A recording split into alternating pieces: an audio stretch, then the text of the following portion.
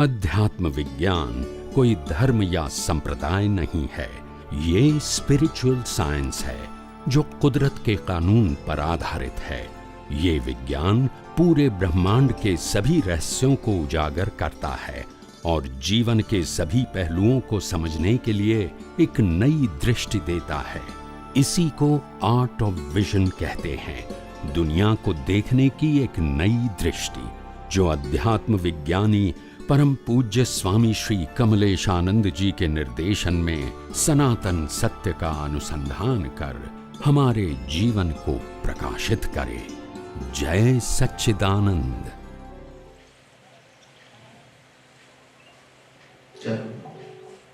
जय सच्चिदानंद। जय सच्चिदानंद।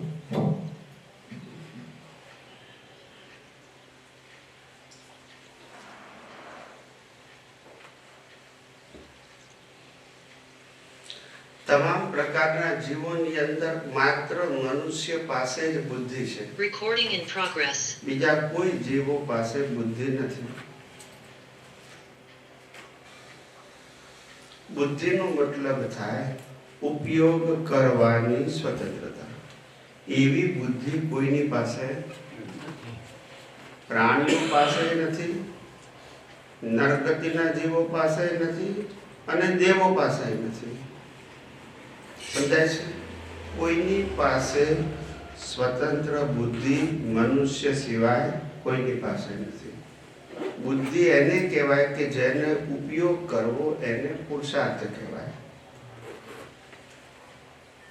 તો મનુષ્ય સિવાયની ગતિવાળા તો પરિણામ ભોગવે છે, પુરુષાર્થ કરતા નથી। બુદ્ધિ હોય તો પુરુષાર્થ હોય ને। પરિણામ ભોગવવાની બુદ્ધિ ખરી, પુરુષાર્થ કરવાની નહીં।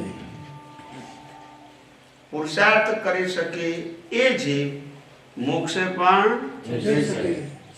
બોલતા નથી। જે નફો કરે એ જ નુકસાન કરી શકે કે નફાનું કરે બે માણસ ના જોઈએ જો બોલતા નથી। કે નફાવાળા મગજ બી નુકસાન હોય સગન બી એવું હોય ના। જે નુકસાન કરે એ જ નફો કરે। જે કર્મ બાંધી શકે એ બધા કર્મ છોડીને મોક્ષે જઈ શકે। પેલા બાંધી ના શકે તો છોડીએ ના શકે। એ જ અવતારના પૂરા થાય, બાકીના તો બધા બાકી। ચાલો, એ બુદ્ધિશાળી પ્રાણીમાં સાચી વાત સમજવા માટેની જે વિશાળતા જોઈએ, શું જોઈએ? વિશાળતા। એ નથી, સંકુચિત માનસમાં ફસાઈ જાય છે। એક જ સ્ટેટમેન્ટને આધારે એને ખબર નથી પડતી કે હું કેટલું બધું ખોટું સમજું છું। સમજાય છે? બુદ્ધિશાળી માણસ, અને તેમાં હિન્દુસ્તાનનો માણસ આ દુનિયામાં સૌથી વધારે બુદ્ધિશાળી છે। ખ્યાલ આવે? અન્ય લોકો પાસે બુદ્ધિ છે પણ લિમિટેડ। કેવી? લિમિટેડ। આ ભાવ પૂરતી, ગયો ભાવ હતો, આવતો ભાવ આવવાનો છે એવી કોઈ સમજણ નથી। ખાધું પીધું ને રાજ કરી, બીજું કોઈ છે જ નહીં। એવું જ માને છે ને દુનિયામાં, તો નથી આત્માને માનતા, નથી પુનર્જન્મને માનતા, નથી મોક્ષને માનતા, નથી કર્મને માનતા। સમજાય છે? એને તો આ જીવન જીવીએ છે, બીજું કશું છે નહીં। અહીંનો મનુષ્ય બુદ્ધિશાળી છે। ગયા અવતારમાં હું હતો એને આધારે મારે આ કર્મ ભોગવવા પડે છે। નેક્સ્ટ બર્થમાં જવાનું છે, અને જ્યાં સુધી કર્મ બાંધીશ ત્યાં સુધી જન્મ મરણના ચક્કરમાં પીલાવાનું છે। સમજાય છે? એ હિન્દુસ્તાનનો મનુષ્ય સમજી શકે। એ મનુષ્યને ગળથુથીમાંથી, એટલે કે કેટલાય અવતારોના પરિણામ રૂપે ગળથુથીમાંથી સંસ્કાર મળ્યા છે। ભલે અનુભવ નથી પણ સંસ્કાર છે. શું છે? સંસ્કાર કે હું એક જણ અહીંયા નીકળી અહીંયા આવનારા વાસે આવજો.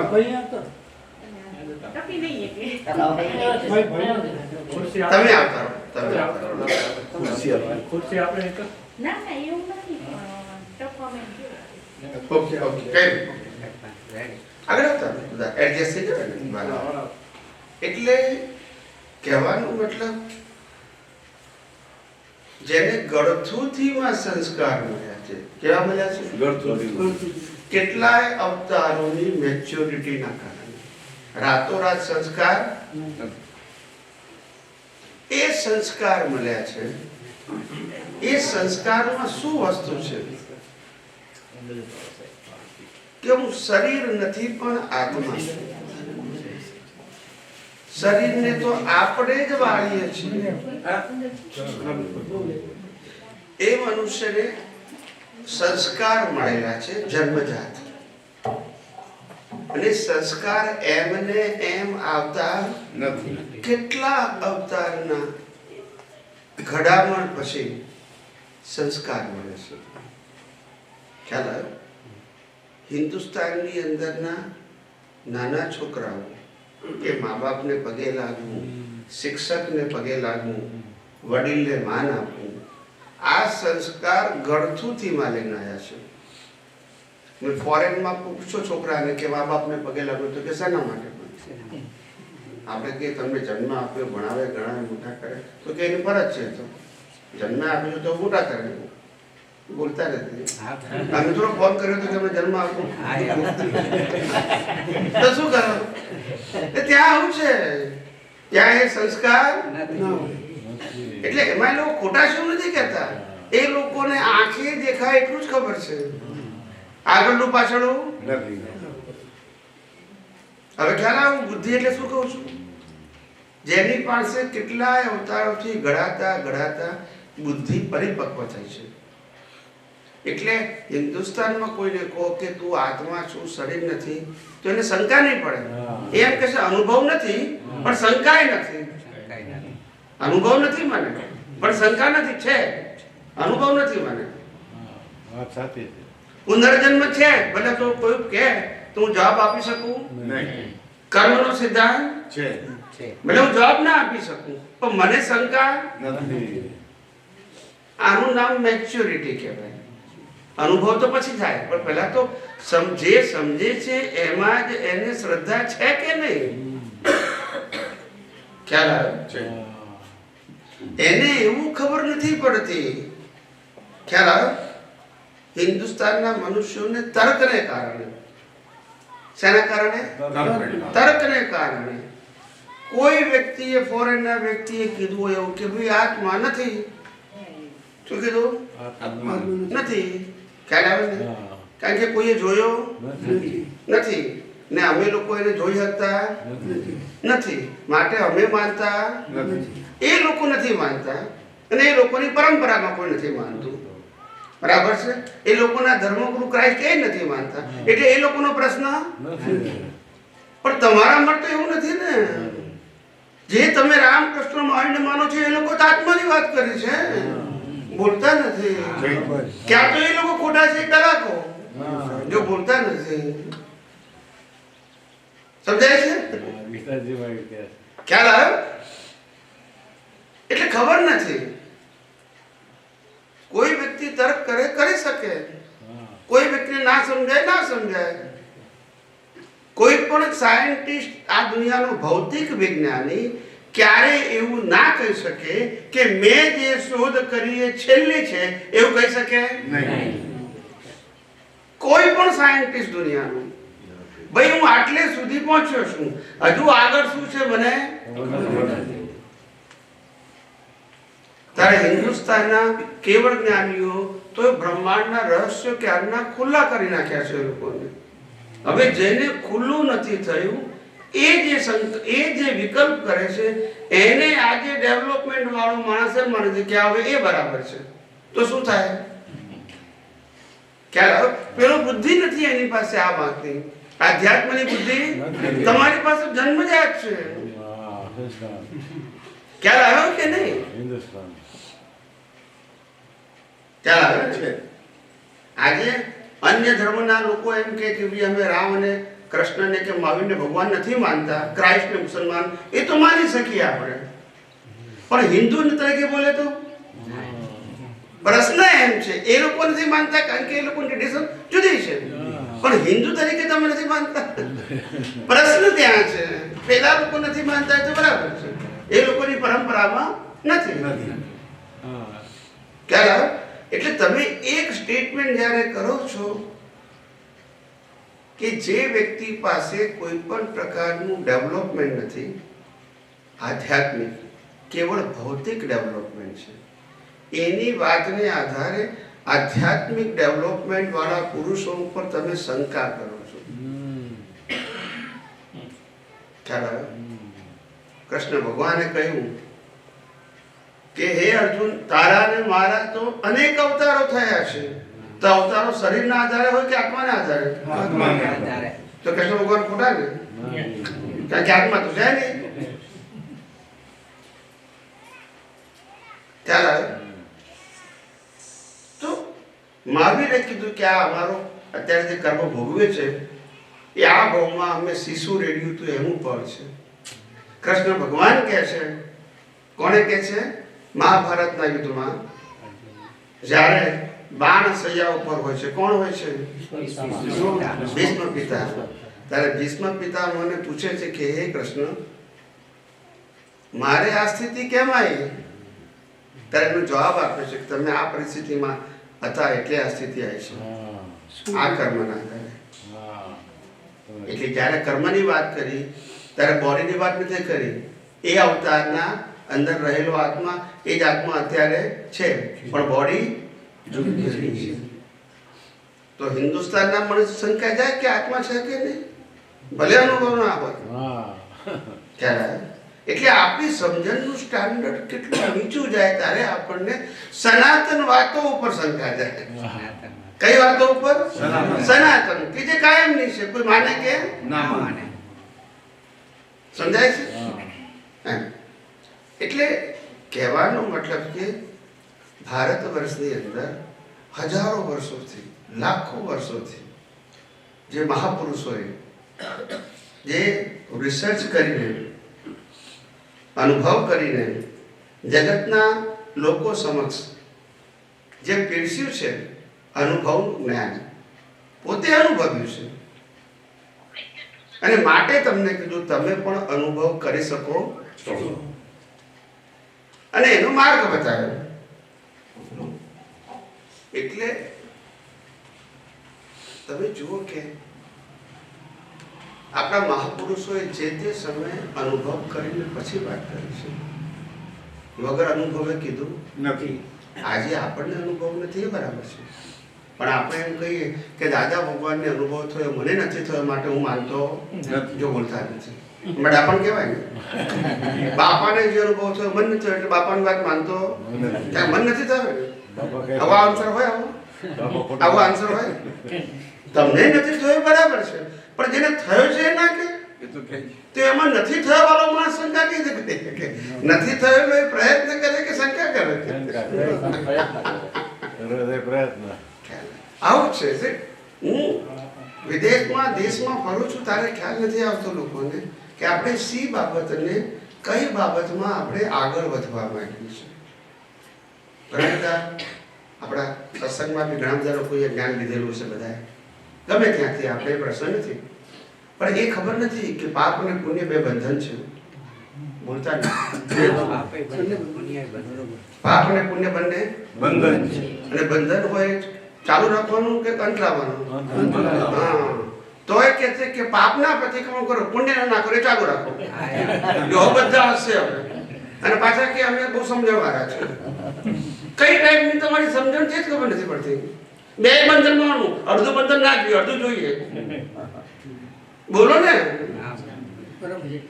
કઈ રીતે તમારી સમજણ છે? જો બે બંધન છે તો બે જવા જોઈએ કે એક જવું જોઈએ?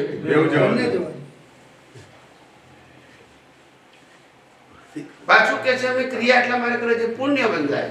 એટલે બંધન તો જોઈએ જ પાત્ર કઈ નહીં. તમારી સમજણ શું છે એ ખબર નથી પડતી. તમે પાપ પુણ્યના માર્ગે જવા માંગો છો કે પાપ પુણ્યથી મુક્તિના માર્ગે? Choose anyone. નક્કી કરો કયા માર્ગે જવું છે. ભેળસેળ કરો નહીં. સંસારનો માર્ગ જોયો તો પુણ્યની જરૂર છે, હું ક્યાં ના પાડું છું, પણ મોક્ષે જવું છે ને પુણ્ય જોયું છે. બે વસ્તુ ક્યાંથી મળે? પાપ પુણ્ય બે 0 થાય ત્યારે મોક્ષ થાય. સમજાય છે? એટલે આપણી પાસે સમજણ છે, નથી એવું નહીં, પણ સમજણ ભૂલ વાળી છે. બોલવાનું છે. એ સમજણ ભૂલ વગરની થવી જોઈએ. એટલે કવિરાજે પદમાં લખ્યું છે, કવિ શ્રી નવનીતભાઈ સંઘવીએ, સમજણ ભૂલ વગરની થશે, તેથી તારો મોક્ષ થશે. સમજણ ભૂલ વગર. સમજણ તો છે પણ કેવી છે? બોલવાનું છે. અને ભૂલ વાળી એટલે આપણને ઉઘાડું દેખાય કે કોન્ટ્રાડિક્શન છે. ત્યારે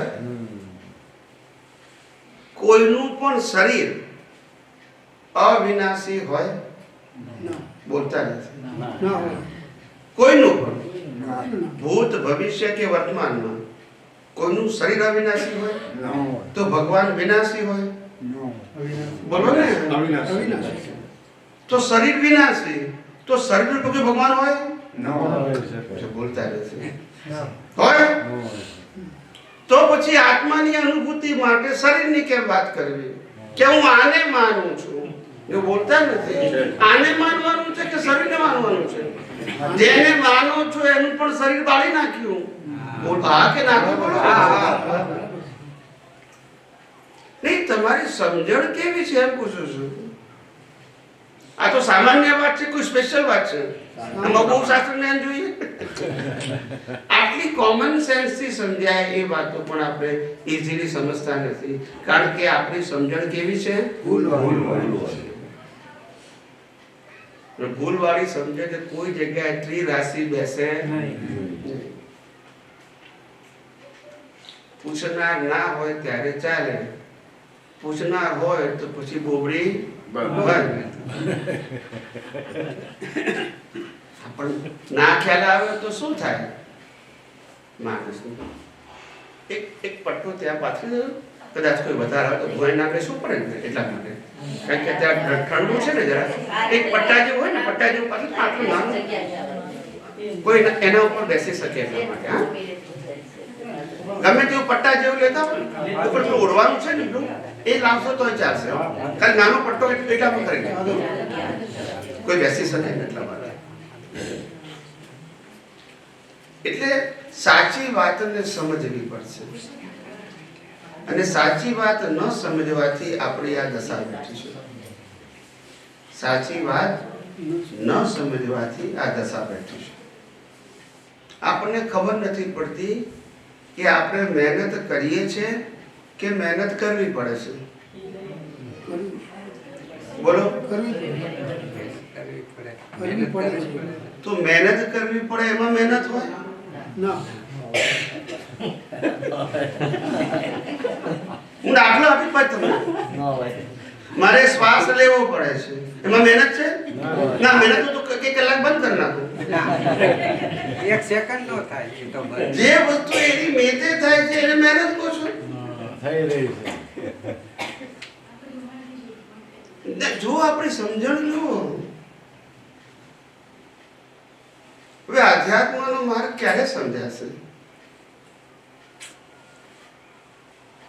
જ્ઞાની પુરુષ દાદા ભગવાને પણ કહ્યું કે આપણે બધા તીર્થંકરોની સભામાં બેસેલા છે. તે વખતે જ્ઞાન નહીં મળ્યું હોય? બોલો ને. પણ આપણે ના સમજાય એમાં એ શું કરે? સમજાય છે? એટલે પ્રશ્ન આ છે, આપણે નામ લઈને ફર્યા કરીએ છીએ. શું કીધું? નામ લઈને ફર્યા. અમે તો કૃષ્ણ વાળા, અમે તો રામ વાળા, અમે તો સ્વામિનારાયણ વાળા, અમે તો દાદા ભગવાન વાળા. કોઈ એમ નથી કહેતું કે અમે આત્મા વાળા.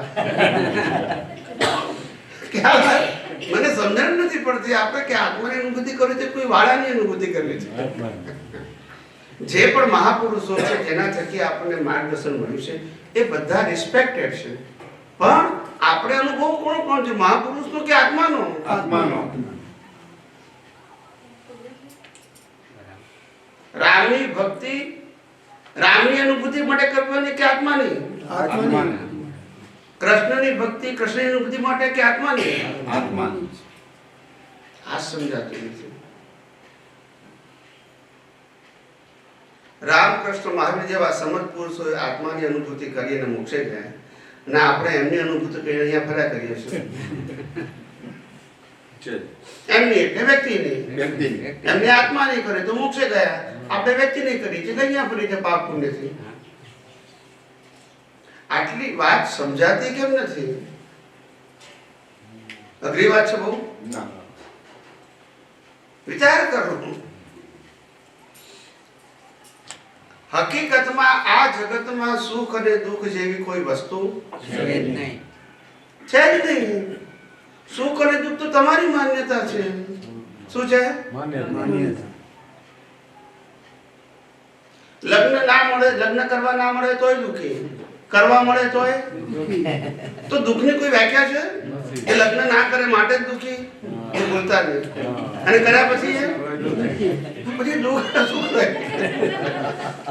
એ કે છે અમારે છોકરા નથી એટલે દુઃખી છે, પણ છે એ બધા સુખી છે. તો સુખ વિચાર તો કરો. પેલો કે છે મેં ભણ્યા નથી એટલે દુઃખી છે કારણ કે નોકરી મળતી નથી. પેલો કે છે હું ભણેલું છું તોય દુઃખી છું, તો મને નથી કે છે. તો સુખી કોને કહેવું?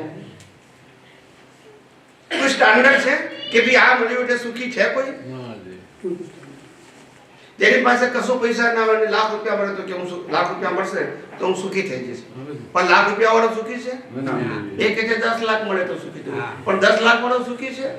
એ કે છે મને કરોડ મળે તો હું સુખી થયું, પણ કરોડ વાળો સુખી છે? તો સુખની કોઈ વ્યાખ્યા છે?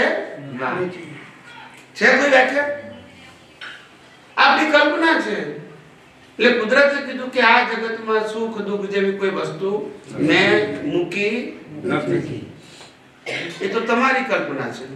હું તો દરેક વ્યક્તિએ જે કર્મ બાંધ્યા છે એનું શું આપું છું? ફળ આપું છું. કારેલા વાવ્યા છે તો કારેલા આપીશ, કાકડી વાવી છે તો કાકડી. ક્યાં લાવ્યો? મારે તો બીજનું શું આપવાનું? તમે બીજમાં કારેલા વાવો તો કાકડી આવે? ત્યાં કેવી સમજણ પડે છે? તો અહીંયા બાપના બીજ નાખ્યા તો ફળ કેવું આવશે? પુણ્યનું આવશે. આમાં સીધું સાધું સમજવાનું છે. કુદરતનું કામ બીજનું શું આપવાનું છે? ફળ. કર્મનું શું આપે છે? ફળ આપે છે. કુદરત કોઈને સુખ દુઃખ આપે છે? નહીં. કુદરત તમારા બીજનું શું આપે છે? ફળ આપે છે. હવે તમે થોડિયા વાવ્યા હોય તો શું ઉગે? કાંટાની અંદર આવે. પછી કે કાંટા કેમ ઉગે? પણ વાયુ છે એ તો પછી ખ્યાલ આવે. આખી જિંદગી બધાને હેરાન કર્યા હોય, બરાબર છે, અને પછી કે હે ભગવાન મને શાંતિ રહે ના સમજાય? ભાઈ તમે વાવો એનું ફળ મળે. આખી જિંદગી જ આવી છે. માણસને ખબર નથી સાહેબ, સુખ દુઃખ એ મન વચન કાયાથી ભોગવવાની વસ્તુ નથી. કર્મ એ મન વચન કાયાથી ભોગવવાની વસ્તુ છે, જે રામકૃષ્ણ મહાવીરે પણ ભોગવવા પડ્યા હતા. પણ રામને 14 વર્ષ વનવાસ મળ્યો, ક્યારેય નથી કીધું કે હું દુઃખી છું. પાંડવો 12 વર્ષ વનવાસ ગયા, ક્યારેય નથી કીધું હું દુઃખી છું.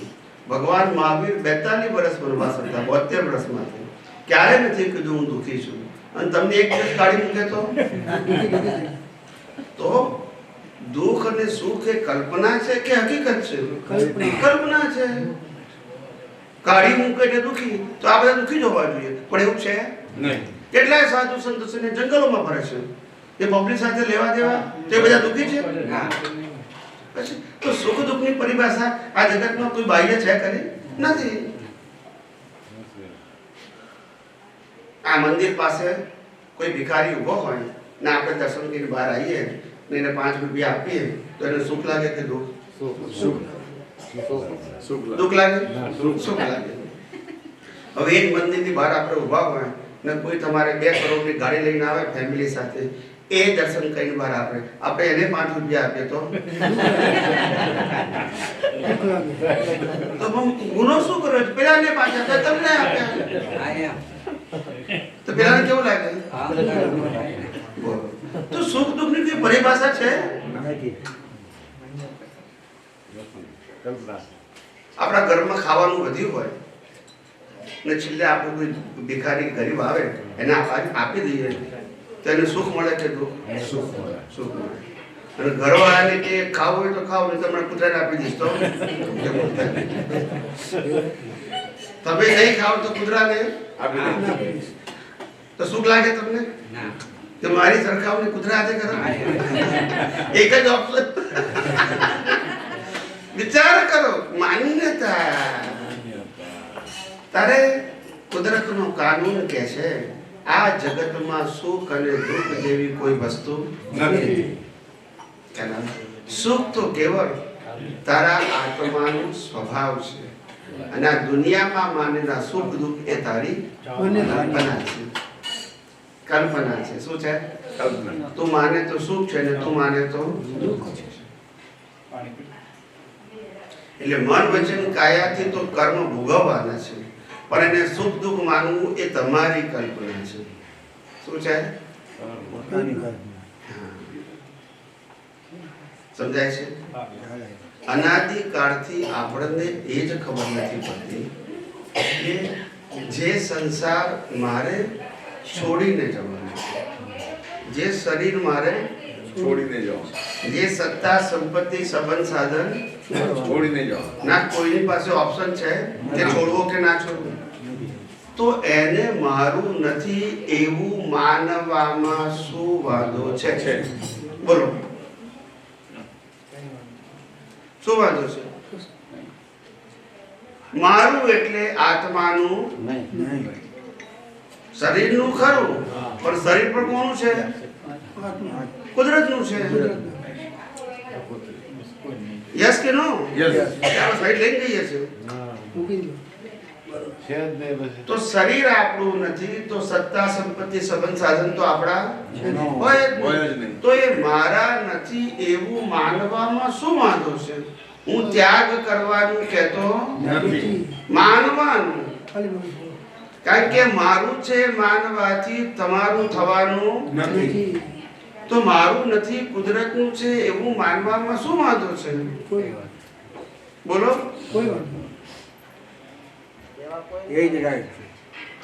પણ અનાદિકાળથી અહીંયા જ વાંધો આવે છે.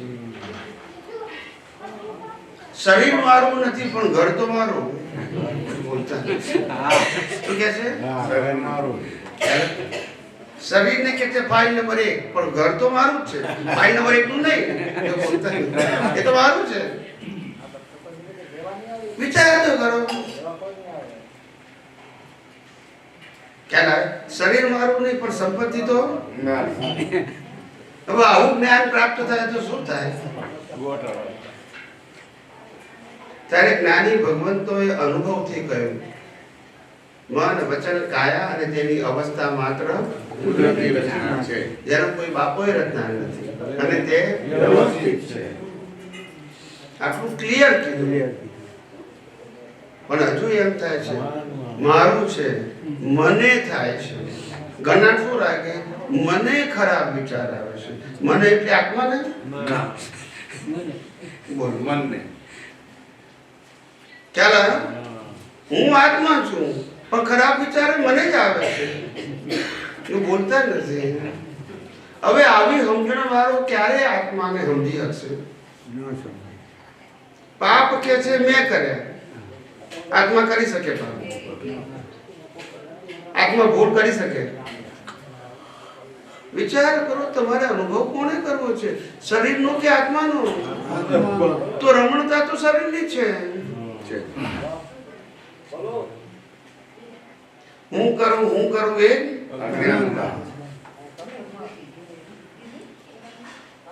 કરે છે કોણ એ સમજે તો ભલે કરે છે કુદરત. સાહેબ કરે છે કુદરત અને કરાવે છે આ શરીર એ કુદરતનું છે.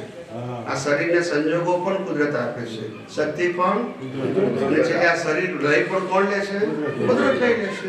માટે એ કુદરતી રચના છે. હવે શરીર કુદરતી રચના હોય તો સત્તા, સંપત્તિ, સંબંધ, સાધન શું હોય? કુદરતી રચના. એ પણ કોના હોય? કુદરતના હોય. યસ કે નો? અને જ્યારે તમને કુદરત જન્મથી મોત સુધી મન, વચન, કાયાની બધી અવસ્થા કર્મના ફળ રૂપે આપે છે, તો પછી મારી મહેનતથી મળ્યું બોલવાનું કારણ શું? કુદરત કહે કે હું શ્વાસ બંધ કરું, મહેનત કર. હવે તું જો બોલતા નથી ના કર ને. કુદરતની હેલ્પ વગર તમે કંઈ પણ કરી શકો છો ના. માટે જ્ઞાની પુરુષ કીધું અવસ્થા માત્ર કુદરતી રચના છે. શ્વાસ લો છો એ પણ અવસ્થા ખરી કે નહીં? એ પણ કોની અવસ્થા? કુદરતની. જે બધું કુદરત કરે અને કરાવે છે અને શક્તિ કુદરતની છે, એમાં હું કરું છું માનવું, હું ભોગવું છું મારું છે, આ જ માન્યતા બધી ભ્રાંતિ છે. અને ભ્રાંતિને કારણે માણસનું જીવન ભારે ખમ થઈ જાય છે. કેવું થઈ જાય છે? બેંકમાં 10 લાખ રૂપિયા પડ્યા છે, પણ જો પડોશીને 50 રૂપિયા ઉછીને આપ્યા હોય અને પાછા ના આપે તો 3 દિવસ સુધી ઊંઘ ના આવે. પણ 10 લાખ રૂપિયામાં નિરાંતે ઊંઘે નહીં કે 10 લાખ તો છે ને, પણ 50 રૂપિયા કેમ નથી આપ્યા? 3 દિવસની ઊંઘ બગાડે. બોલતા નથી. એટલા બધા બુદ્ધિશાળી. 10 લાખ છે એનું ઊંઘવાનું નહીં. કેવી અણસમજણ! કશું લાયા નથી, લઈ જવાનું નથી. કોઈ લઈ જઈ શકે?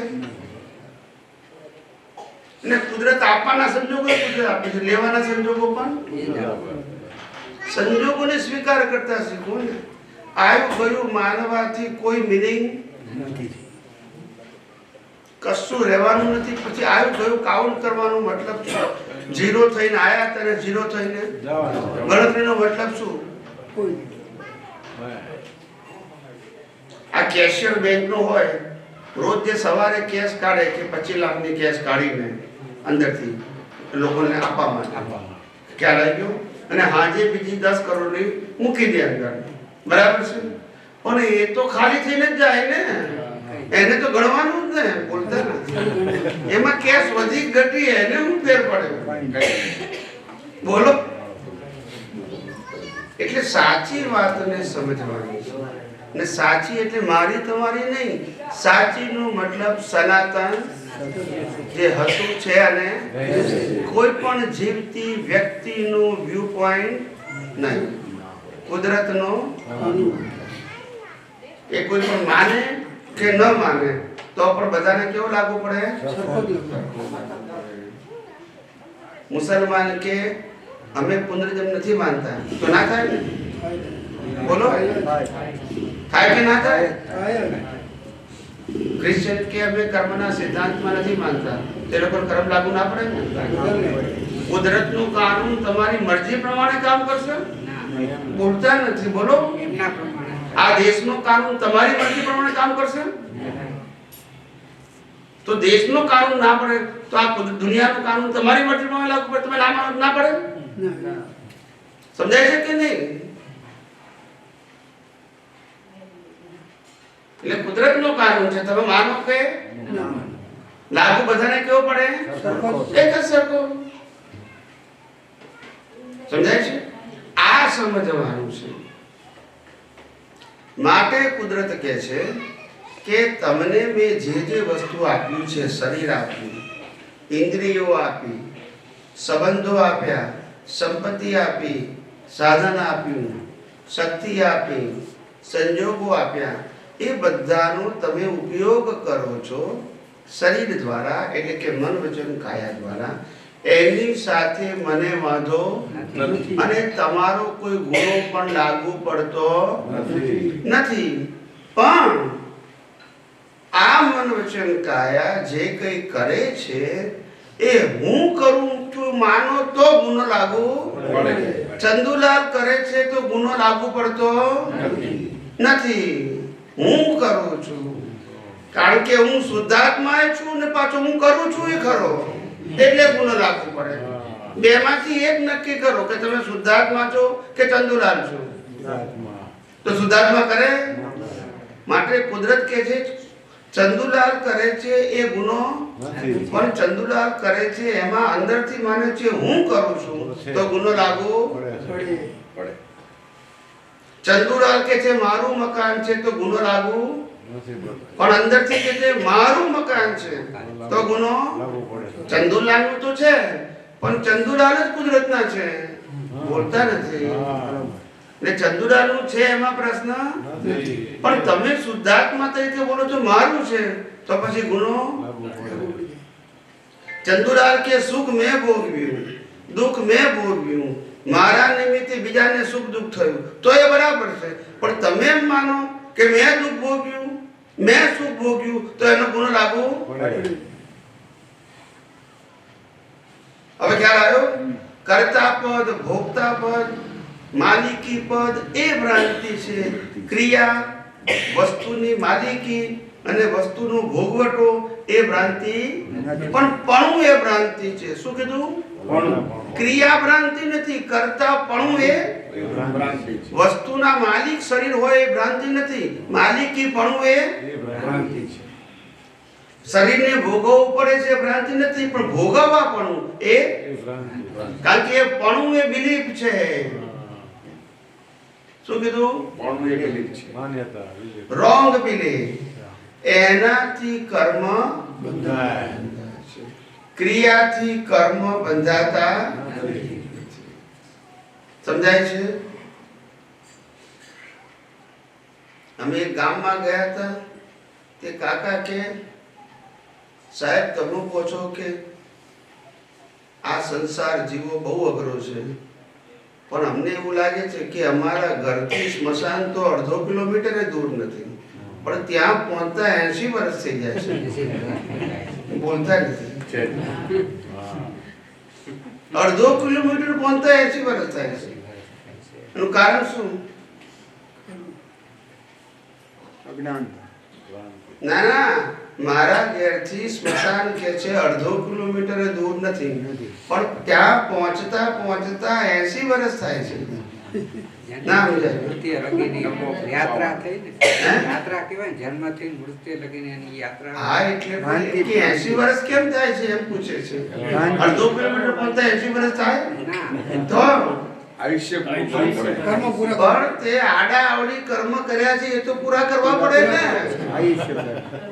તારે સીધું ક્યાં જવાનું છે? આડા આવડી કરે પાપના પુણ્યના પાપના પુણ્યના એ પૂરા કરે ત્યારે પહોંચે ને ત્યાં ગઈ. ખ્યાલ આવ્યો? એમ કઈ રામ બોલો ભાઈ રામની સવારી નીકળે નહીં. રોપ ભેર એમ ના જવાય, હિસાબ પૂરા કર્યા પછી જવાય. ખ્યાલ આવ્યો? જીવતા કોઈ લઈ જવા પડે રામ બોલો ભાઈ રામ છપાઈ ગયું હોય પછી રિઝલ્ટ આવે ને બધું. 80 વર્ષ લગીનું રિઝલ્ટ થયું ને. એટલે કહેવાનો મતલબ છે કે અનાદિકાળથી જે આપણે બધા ફસાયા છે એ અજ્ઞાનતાથી દરેક અવતારમાં આ જ કર્યું છે. દરેક ધર્મગુરુ મળ્યા ત્યારે આ જ કર્યું છે. દરેક જ્ઞાની મળ્યા તો આ જ કર્યું છે. આપણે જ્ઞાનીને વળગ્યા જ્ઞાનને ના વળગ્યા. બોલતા નથી.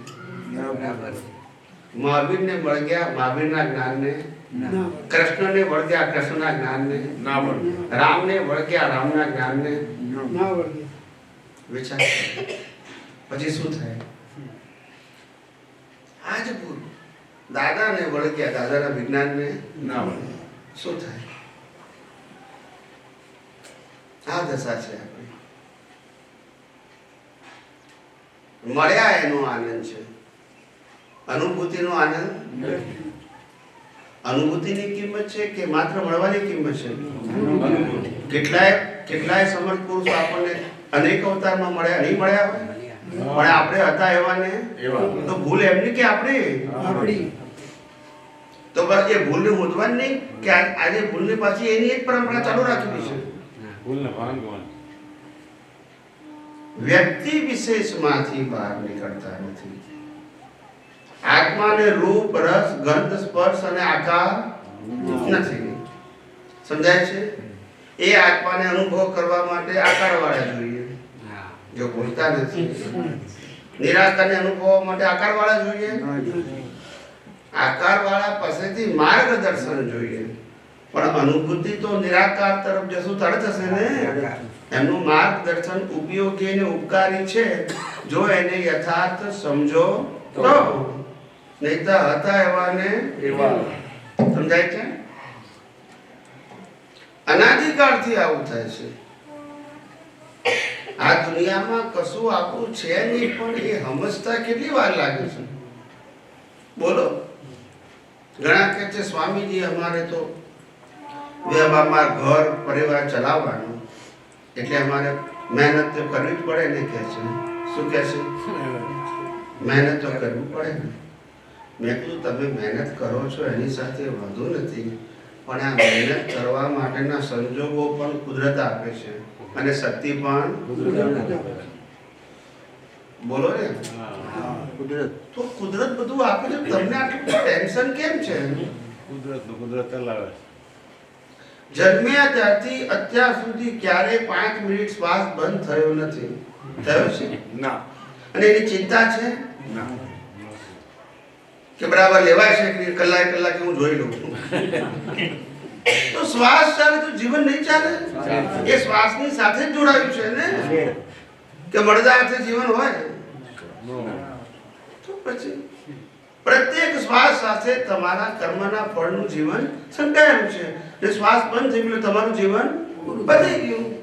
તો શ્વાસ સાથે જ કર્મના હિસાબ જોડાયા છે.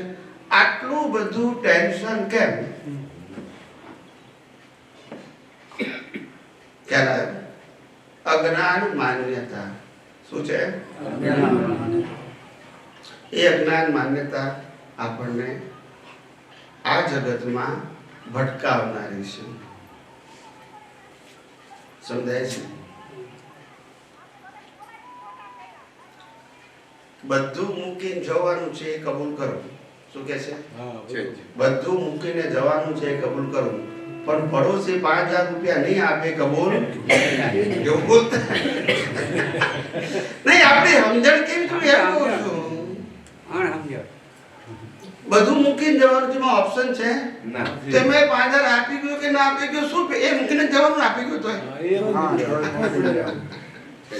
પણ જેનો સ્વભાવ જ રાગ દ્વેષ કરવાનો છે, માલિકી ભાવ, કર્તા ભાવ, ભોગતા ભાવ,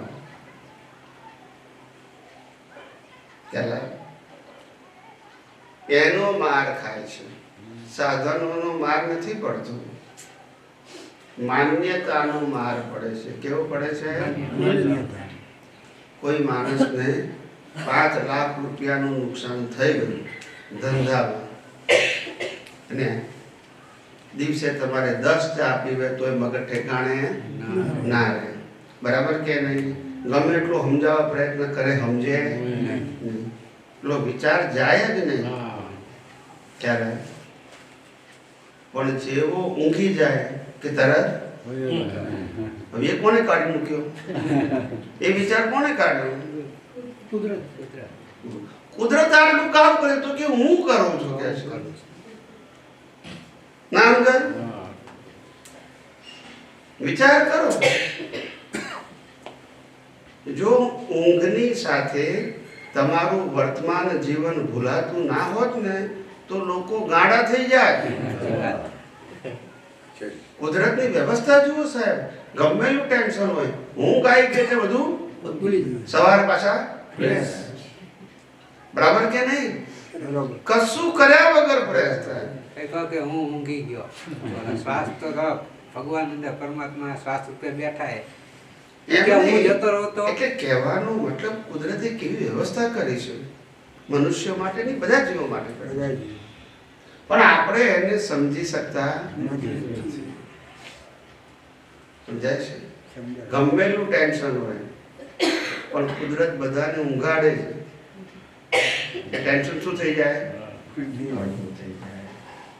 એ કુદરતની જવાબદારી છે. તમારો ગાંડો થઈ જાય. આ જેને ઊંઘ નથી આવતી એને પૂછી જુઓ, ગોળીઓ લેવી પડે છે. ખ્યાલ આવ્યો? સમજાય છે ને? તો પછી એટલે તો કુદરતની ગિફ્ટ છે સાહેબ, બહુ સમજવા જેવું છે. પણ આપણે આપણા જીવનમાં જેમ જેમ આપણું જીવન પસાર થતું જાય છે, આપણે વાસ્તવિકતાને સમજવા ક્યારે પ્રયત્ન નથી કરતા. એકબીજાના ઉપર આધારિત થઈ જવું એ આપણી ટેવ પડી ગઈ છે. શું પડી છે? ટેવ પડી ગઈ છે. અનુભવ કરવાનું છે સ્વતંત્ર એવા આત્માનું, અને ટેવ પડી ગઈ છે આધારિત જીવન. કેમનું મેળ પડશે સાહેબ? હું સત ચિત આનંદ સ્વરૂપ એવો કેવળ શુદ્ધાર્થ માત્ર છું, અને મન વચન કાયા અને તેની અવસ્થા માત્ર કેવી જ્ઞાની પુરુષની વાતો કેટલી સરળ, સહજ અને સુગમ છે. અટપટી આપણને સમજાતી નથી તો શું થાય? અને આપણે એને યથાર્થ રીતે સમજવા પ્રયત્ન નથી કરતા. આપણે માની બેઠા છે કે હું સમજી ગયો છું. શું છે? હા, જેમ 7 ફેરા ફરે એટલે માની બેસે કે હું પરણી ગયો છું. એ તો પરણ્યા પછી 50 વર્ષે ખબર પડે કે હસબન્ડ કોને કહેવાય ને વાઈફ કોને કહેવાય. હાથ પગ કમર તૂટે પછી ખબર પડે કે આ હસબન્ડ થયા અને વાઈફ થયા ને એનું આ ફળ. હાથ ફેરા ફર્યા એટલે ખબર ના પડે કે વાઈફ ના હસબન્ડ થઈ ગયા. એ 50 વર્ષે ખબર પડે વાઈફ કોને કહેવાય ને હસબન્ડ કોને કહેવાય. ખ્યાલ આવે ને? બરાબર કે નહીં? બરાબર. 7 ફેરા ફરે એટલે ખબર પડી જાય, અનુભવ થઈ જાય. એ તો ટાઇટલ મળે. શું મળે? ટાઇટલ. હા, હજુ ટાઇટલ ને સિદ્ધ કરવાનું બાકી છે. ખ્યાલ આવે ને? જ્યાં જ્યાં જેવા સંજોગો લાવે ત્યાં ત્યાં તમારે સાંભળવું પડે સાહેબ. યસ કે નો? યસ. વાઈફ ને લાયા સુખ માટે, હવે વાઈફ પર તતડાવે તમને, બોલતા નથી. છોકરા લાયા સુખ માટે, છોકરાએ તતડાવે કે ભી નથી આપી શકતા કે છે, મોબાઈલ નથી અપાઈ શકતા. હવે કરવું જે લાયા એ બધાય તતડાવે. ઓ પેલો બચારો જાય તો જાય કહાં? ક્યાં જાય? આછું બોલો. ના, કાંઈ ન જાય. આપણે બધું સુખ માટે કર્યું. ખ્યાલ આવે? પણ સુખ છે જ ક્યાં? ગમે એટલું કરો તોય ઓછું જ સમજાય છે. કોઈ પણ વ્યક્તિ માટે ગમે એટલું કરો તો ઓછું જ લાગે. એનો સ્વભાવ છે.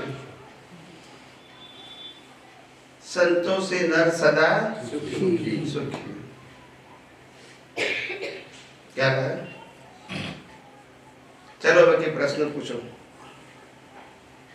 બધી સાધારણ વાતો, બધા પ્રશ્ન પૂછો. તમને બધાને વિજ્ઞાન ને એ બધું તો ખબર છે કે ભાઈ ફેરથી ગુટાઈ ગુટાઈ કરીને શું કરવું.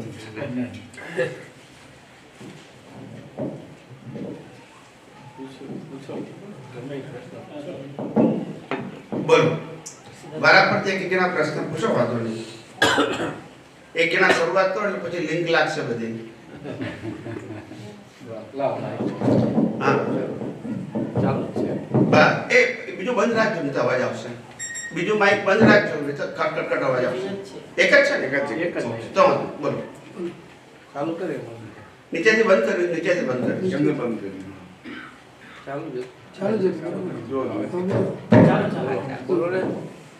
જય સચ્ચિદાનંદ. જય સચ્ચિદાનંદ. આપણે વાત કરી કે અહીંથી કશું પણ લઈ જવાનું નથી અને પણ લાવ્યા પણ નથી. એ તો દરેક માણસને ખબર છે. દરેક અજ્ઞાની હોય કે જ્ઞાની હોય, બધાને ખ્યાલ છે. પછી પણ બીજી બાબત એ છે કે આવ્યા છીએ એકલા અને જોવાના છીએ એકલા, એમાંથી માણસ કેમ બહાર નથી નીકળતો કે જે મોહના માયાના ચક્કરમાં ફસાયેલો છે. એ બી અજ્ઞાનીને બધી ખબર છે કે હું આવ્યો છું એકલો અને જવાનો છું પણ એકલો, પણ એમાંથી કેમ બહાર નથી નીકળી શકતો. આ પણ નીકળી શકતો નથી એનું કારણ કોણ છે? બીજું કોઈ છે? ના, એ પોતે જ છે. બધી ઉપાધિનું મૂળ મુવા તું બીજાને કોણ ગુનેગાર કહેવાય? તું એટલે પોતાની અણસમજણ. તો પછી જ્ઞાની પુરુષ તમને સમજણ આપે, પણ એ સમજણનો ઉપયોગ કરીને અનુભવ કરવો હોય તો તમારું કામ છે ને. જો જ્ઞાની પુરુષ તમારા વતી અનુભવ કરવાના હોય તો પછી પુરુષાર્થની જરૂરત ક્યાં છે? એ તમને માર્ગદર્શન આપે, સમજણ આપે, દ્રષ્ટિ આપે, કરેક્ટ, પણ એનો ઉપયોગ કરીને અનુભવ કરવાનું કામ કોનું છે? તો પછી હવે એ જ બાબતમાં અંદર મારે પૂછવાનું હતું. અત્યારે તમે શબ્દ બોલ્યા ને એટલે યાદ આવ્યું કે આ બધું જે જ્ઞાનીઓ આ આપ્યા વચનમાં આવશે. એ મત જ આવે છે. માઇક ભલે ને જ્ઞાની એ જ બધો આપને માર્ગ બતાવે છે. એમાં આ બધું ખ્યાલ છે કે અજ્ઞાન અને જ્ઞાન, જ્ઞાનીના જ્ઞાનથી અંદર થોડી થોડી આપને બુદ્ધિથી સમજ પડે છે, પણ એ સમજથી દ્રષ્ટિ કઈ રીતે ડાયવર્સ થાય, જ્ઞાનીની દ્રષ્ટિ આપને ક્યારેય ફિટ થાય કે આપણું એ દર્શન ખુલ્લું થાય. એના માટે તમે જરા ડીપમાં સમજાવો. ચાલુ તો થઈ ગયું છે અને એનો થોડો ઘણો અનુભવ થાય છે. જ્યારે જ્યારે સંજોગો આવે અને એ સંજોગોને તરત જ આપણે છૂટા પાડી દઈએ છીએ, પણ એ દ્રષ્ટિ એકદમ ફિટ ક્યારે થાય અને કેટલા ટાઈમ માટે કેટલા ટાઈમે એનું પરિણામ આવે? ટાઈમ તો ફિક્સ ના હોય, એ તમારા પુરુષાર્થ ઉપર આધાર. પણ માર્ગ સાચો મળ્યો છે એ ક્યારે કહેવાય કે તમે માર્ગને સમજી શકો તો. માર્ગ સાચો ખોટો હોતો નથી. તમે ના સમજો તો સાચો માર્ગ પણ તમારે શું કામનો છે? મહાવીર મળ્યા છતાં તમે અહીંયા ભટકતા હોય તો મહાવીરનો માર્ગ છે? તો પછી કોઈ શું કરે? તમે સમજ્યા નહીં તો પછી કોઈ શું કરે? પ્રશ્ન આપણી સમજણનો છે. શેનો છે? આપણી સમજણ બહુ ભૂલવાળી છે અને આપણે જે સમજવામાં ઊંડા ઉતરવું જોઈએ એ ઉતરતા નથી. આપણે ક્રિયામાં ઊંડા ઉતરીએ છીએ. મારે રોજ આમ કરવાનું, પણ સમજણમાં નહીં. હવે આ તમે વિચારજો ખાલી, ક્રિયા માત્ર જડનો ગુણ છે. બરાબર. કોનો ગુણ છે? જડનો. ચેતનનો ગુણ ક્રિયાનો નથી. આ ગાડી ચાલે છે, કાર ચાલે, ચેતન છે? આ પંખો ચાલે છે, ચેતન છે? બોલો. નહીં. જળનો. સમજાય છે? જળનો ગુણ છે. કોઈ પણ ક્રિયાનો ગુણ જળનો છે. પછી એ વિચાર હોય, વાણી હોય કે વર્તન. આપણે જેવું બોલીએ છીએ ને એવું મોબાઈલે બોલે છે, એવું ટીવી બોલે છે, તો ચેતન છે? નહીં. આપણે બે પક્ષી ચાલીએ છીએ એવી કારે ચાલે છે, તો ચેતન છે? નહીં. આપણે જેવું બીજા છે 5x5, એ તો લેપટોપ બી કોમ્પ્યુટર બી કરે છે, બોલતા નથી, તો ચેતનનો ગુણ છે? એટલે તો આપણે સમજવું પડે ને સાહેબ, ચેતનના ગુણ કયા અને જડના ગુણ કયા. હવે આપણને ક્રિયામાં રસ લાગી ગયો છે અને ક્રિયાને આધારે આપણે પુરુષાર્થ કરીએ છીએ એવું માની બેઠા છે, તો પછી ભૂલ કોની? આપણી. ક્રિયાને અને આત્માની અનુભૂતિને શું લેવા દેવા એમ કહો મને? જે ગુણ જ જડનો છે. જડથી ચેતન ઉપજે, ચેતનથી જડ થાય, એવો અનુભવ કોઈને ક્યારે કદી ન થાય. શ્રીમદ રાજચંદ્ર. વિચાર કરો. ચેતનથી જળ થાય જળથી ચેતનનો ગુણ. જડથી ચેતન ઉપજે, ચેતનથી જડ થાય, એવો અનુભવ કોઈને ક્યારે કદી ન થાય. એ ભ્રાંતિ છે એમ કે છે. જળથી ચેતન ઉત્પન્ન ના થાય અને ચેતનથી જળ પણ ઉત્પન્ન ના થાય. ના થાય. એટલે જ્ઞાની પુરુષે કીધું સામીપ્ય ભાવથી ભ્રાંતિ ઉત્પન્ન થાય છે. જળ અને ચેતન નજીક આવવાથી જે ભ્રાંતિ ઉત્પન્ન થાય છે એનાથી કર્મ બંધાય છે. જળ ચેતનથી કર્મ બંધાતા નથી. સામીપ્ય ભાવથી.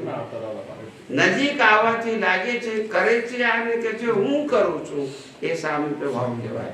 ભોગવે છે આને કે છે હું ભોગવું છું સામીપ્ય ભાવ કહેવાય. માલિક આ છે ને કે છે હું માલિક છું એને શું કહેવાય? સામે પીવો.